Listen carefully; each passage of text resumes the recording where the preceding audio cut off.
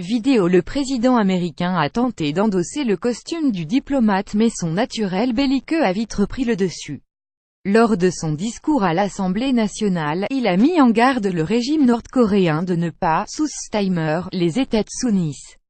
Envoyé spécial à Séoul à peine atterri sur la base aérienne d'Osan, Donald Trump a filé à la « cantine » de Camp Humphrey pour partager un burrito mexicain avec les GI qui montent la garde face à Kim Jong-un.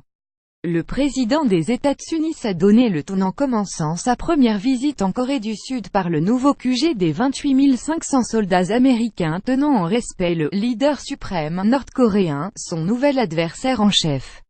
Accompagné de 3 porte-avions et d'un sous-marin nucléaire chargé de Tomahawk, en route vers la péninsule coréenne, le commandant-in-chief a voulu exhiber ses muscles à l'occasion de la deuxième étape de sa première tournée asiatique, commencée au Japon. Nous montrons notre force, qui est sans équivalent, et je crois qu'ils comprennent, a déclaré un Trump optimiste, en évoquant l'adversaire nord-coréen barricadé derrière les barbelés de la zone démilitarisée DMZ.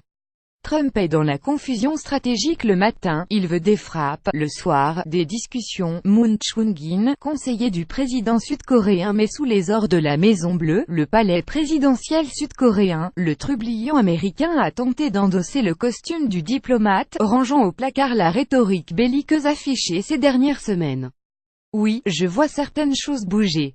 Je pense que nous faisons beaucoup de progrès, a-t-il déclaré sans donner de précision, lors d'une conférence conjointe avec le président Moon Jae-in, partisan du dialogue. Depuis son 6e test atomique conduit le 3 septembre, Kim fait profil bas, déjouant les pronostics. Il s'est abstenu de tout test de missiles balistiques durant le congrès du Parti communiste chinois, son principal allié, et l'Assemblée générale de l'ONU, où Trump avait menacé de « détruire totalement » son pays en cas d'attaque nucléaire.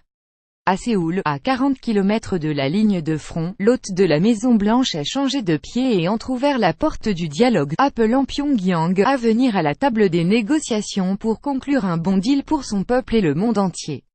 Un appel du pied qui contraste avec les tweets ravageurs torpillant les efforts de son secrétaire d'État, Rex Tillerson, il y a quelques semaines. Cette inflexion sonne comme un pas opportun en direction de son hôte Moon, lui aussi la cible de tweets acerbes. Les deux hommes ont promis de travailler à une résolution pacifique de la crise. Vidéo à Séoul, des manifestations pour et contre Trump. Nous ne laisserons pas des villes américaines être menacées de destruction. Nous ne nous laisserons pas intimider, Donald Trump. Mais, derrière l'unité affichée, le naturel menaçant de Trump est revenu au galop quelques heures plus tard. Durant son discours à l'Assemblée nationale sud-coréenne, le résident de la Maison-Blanche a appelé le dirigeant nord-coréen Kim Jong-un à ne jamais « sous-estimer » la détermination de l'Amérique et a promis de défendre la sécurité, la prospérité et la liberté. Ne nous mettez pas à l'épreuve, a-t-il déclaré avec conviction sous des applaudissements nourris. Nous ne laisserons pas des villes américaines être menacées de destruction. Nous ne nous laisserons pas intimider et nous ne permettrons pas que les pires atrocités de l'histoire soient reproduites ici, sur cette terre où nous avons combattu et où nous sommes morts. Le président américain a martelé que le « temps de la force » était venu, soulignant que les États-Unis ne cherchaient pas l'affrontement militaire mais ne reculeraient pas s'il devenait nécessaire.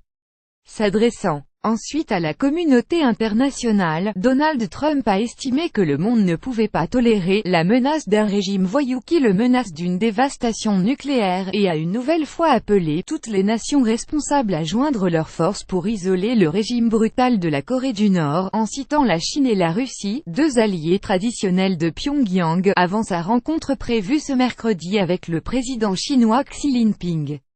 Une mise en garde ferme qui dénote avec la position diplomate qu'avait entrepris un peu plus tôt le président américain. Trump est dans la confusion stratégique le matin, il veut des frappes, le soir, des discussions, confie au Figaro Moon Chun-in, conseiller du président sud-coréen.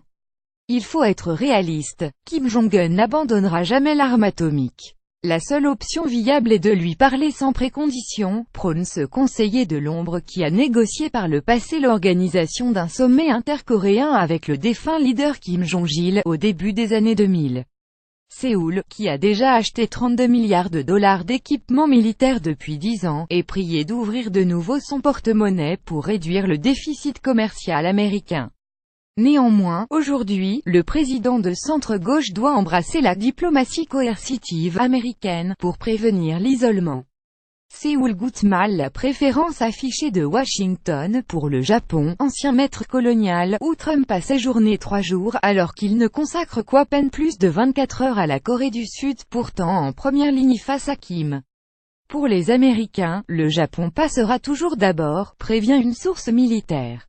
Pour rassurer son hôte sur la solidité de l'alliance, le président républicain a distribué quelques cadeaux, en particulier le droit pour Séoul de développer des missiles balistiques capables de rivaliser avec ceux de Pyongyang, en levant un accord bilatéral qui limitait leur puissance. Mais Trump attend d'être payé en retour à coups de milliards de dollars d'achat de matériel, comme il l'a asséné sans complexe à la Maison-Bleue. Séoul, qui a déjà acheté 32 milliards de dollars d'équipements militaires américains depuis 10 ans, est prié d'ouvrir de nouveau son porte-monnaie pour réduire le déficit commercial de la première économie mondiale. Une vingtaine de chasseurs F-35 supplémentaires, et des systèmes de radar ultra-performants sont sur la liste des prochaines courses.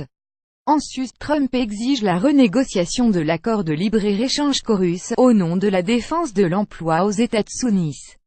Ces exigences nourrissent la défiance de l'opinion, qui redoute que l'impulsivité du président américain ne dégénère en conflit régional. Sous pression, la diplomatie sud-coréenne veut diversifier ses appuis et regarde vers la Chine, l'Europe et la Sun. Pékin, en embuscade, s'est déjà engouffré dans cette brèche, mettant fin, à la veille de la venue de Trump, à la querelle du THAAD, le bouclier antimissile américain déployé en Corée du Sud et qui avait gelé les relations avec le pays du matin Salm.